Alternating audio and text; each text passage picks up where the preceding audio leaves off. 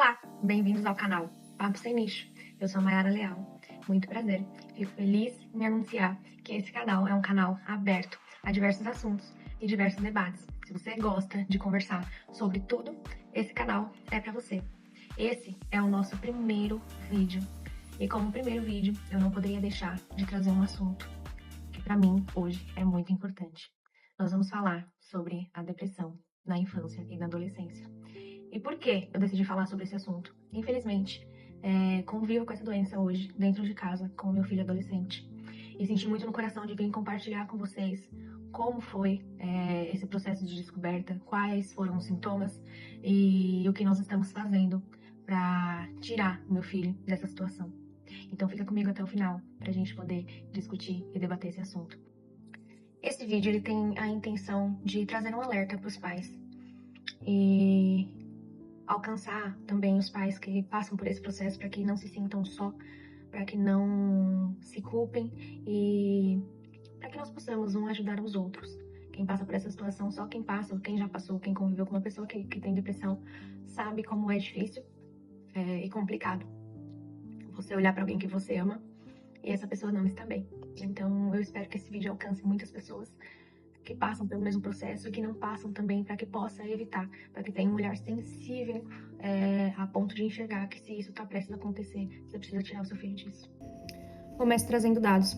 Segundo a OMS, mais de 3.000% nos últimos 10 anos foi o valor do crescimento da depressão entre crianças e adolescentes de 10 a 19 anos. Segundo estudos, eles dizem que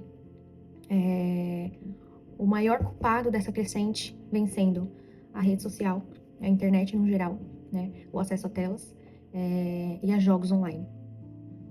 A rede social ela traz uma problematização que os jovens, quando estão em formação de caráter, em formação social, em formação cognitiva, eles tendem a se espelhar.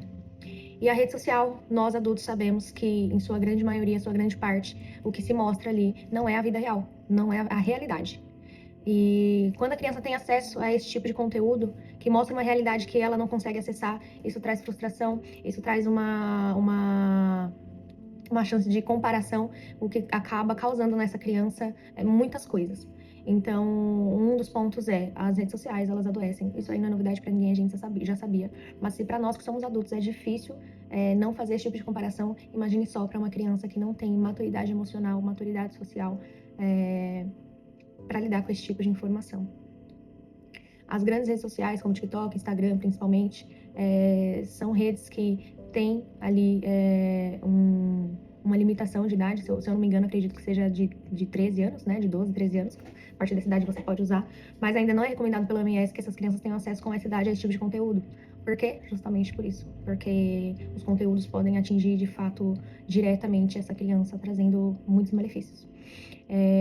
Nos últimos anos, e agora eu vou ler para vocês aqui, a Folha de São Paulo, na matéria de maio de 2024, teve um registro de ansiedade entre crianças e jovens que superam e superaram os de adultos pela primeira vez no Brasil. Então, o quadro ele é muito alarmante. Pela primeira vez, em anos, em décadas, a ansiedade e a depressão, o quadro de ansiedade e a depressão no jovem, na criança e no adolescente atingiu maior fator do que em adultos. Ou seja, superou a quantidade. Isso porque cada vez mais as nossas crianças têm acesso à rede social, ao celular e a jogos, né? Eu, como mãe, compreendo que às vezes, no intuito de ter um pouquinho de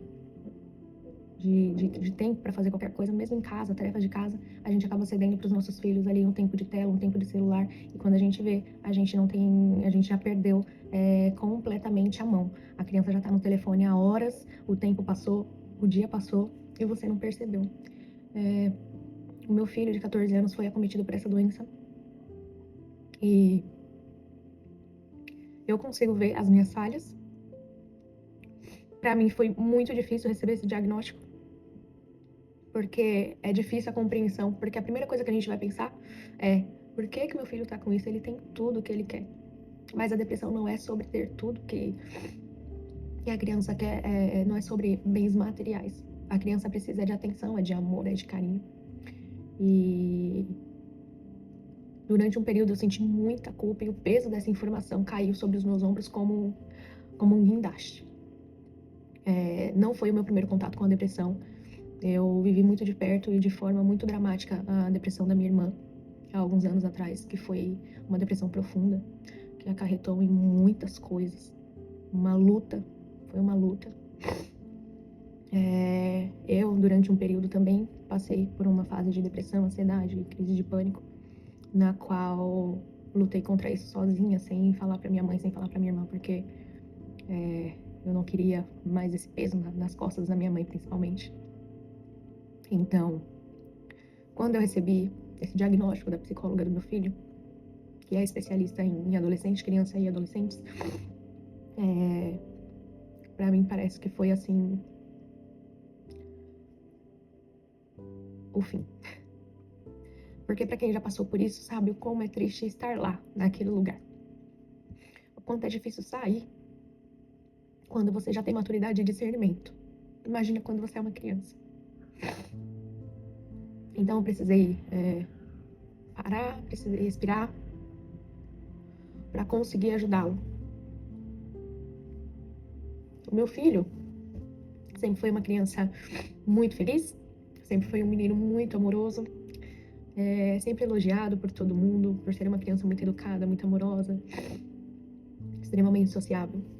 E com as mudanças que aconteceram nas nossas vidas, né? Em pouquíssimo tempo eu casei, tive mais um bebê, e 2 anos depois tive outro bebê, mudamos de cidade, ele mudou de escola, mudou toda a rotina, e aí entramos nessa fase da adolescência, que tudo é mais, né? A adolescência traz consigo hormônios,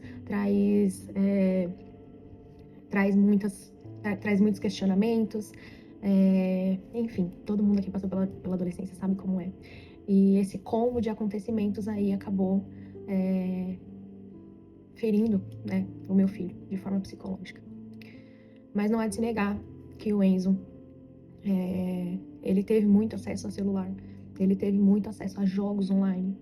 E quando nós fomos perceber que ele estava se isolando no quarto, que ele estava muito tempo no celular, às vezes jogando de escondido de madrugada a madrugada inteira, foi perdendo ali o desempenho na escola, tinha dificuldade para dormir, tinha dificuldade para acordar, a regulação da alimentação estava muito ruim, às vezes não comia nada, às vezes comia tudo que via pela frente, sinais da ansiedade, né?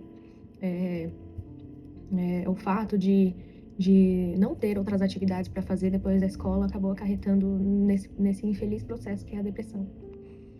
Eu, como mãe, por estar passando por um puerpério atrás do outro, falhei na questão do olhar atento, talvez, de olhar para ele e perceber que ele estava perdido,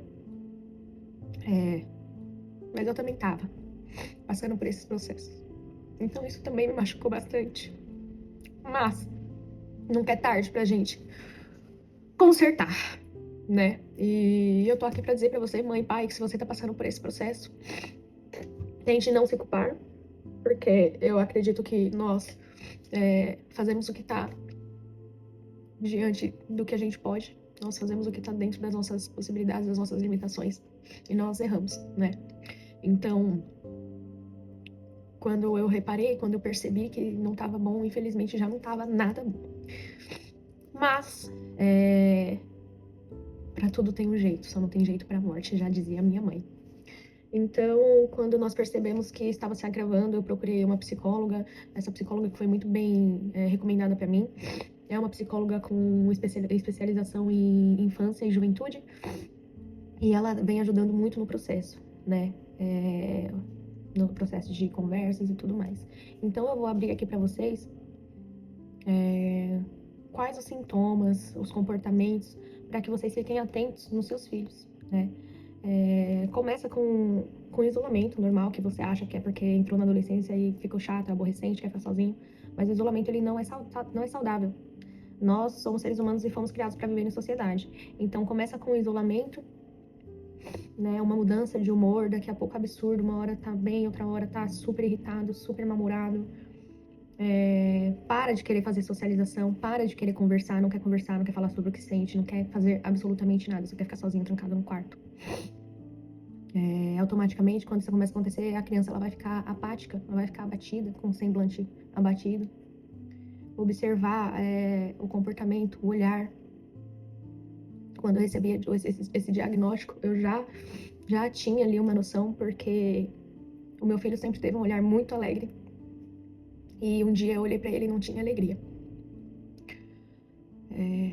Eles têm muita resistência a conversar, a abrir sentimentos, falar o que pensa, o que sente. Então, cria-se uma resistência muito grande em conversas difíceis. Mas é preciso fazer essas conversas, é preciso obrigá-los a ter essas conversas para trazer consciência. Então, mesmo com a nossa vida corrida, mesmo com tudo que temos que fazer e temos para fazer, para conquistar e para crescer, quando estivermos em casa, precisamos estar atentos aos nossos filhos, principalmente nessa fase. Segundo dados da OMS, o suicídio por depressão é a terceira maior causa de morte entre jovens e adolescentes de 10 a 19 anos. É a terceira maior causa. Em sua grande maioria, a depressão, nessa fase da idade, ela é ignorada ou tida como frescura ou como aborrecência. Não façam isso com os filhos de vocês, porque de fato é comprovado que a depressão é uma doença. Então estejam atentos aos filhos de vocês. Evitem telas o quanto vocês puderem, porque depois para tirar é um sacrifício, é um sofrimento para você e para seu filho, embora seja necessário. E para quem tá passando por isso, não conseguiu evitar, tenha força, vai dar certo. Existem hoje vários meios de obter ajuda para quem não tem condições de pagar. Hoje nós conseguimos atendimento pelo SUS, pelo CCV, que tem atendimento gratuito por 24 horas todos os dias, pelo número 188. Temos psicólogos no SUS, temos o CAPS para condições mais severas.